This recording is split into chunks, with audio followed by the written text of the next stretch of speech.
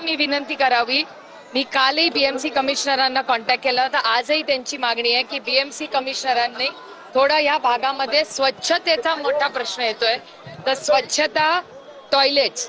आता महाराष्ट्रातून सगळेच जे प्रेम करतात, सगळ्याच लोकांनी मिळून अन्नाचा प्रश्न आता बराचसा सुटलेला आहे.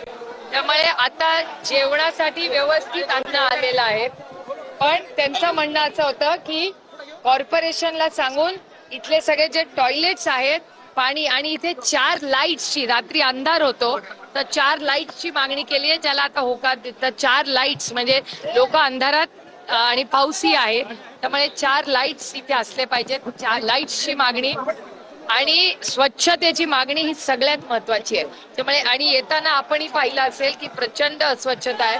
तर मी आता म्युन्सिपल कमिशनरांना फोन करणार आहे आणि इथे या भागामध्ये स्वच्छता आणि आलेल्यांची सोय ही टॉयलेटची पण केलेली दिसली, पण त्याच्यातही स्वच्छता आणि अन्नाचं जे काय झालं लोकांना गैरसोय होता कामा नये अशी विनंती महाराष्ट्र सरकारला करावी आणि बीएमसीला करावी अशी त्यांची मागणी आहे.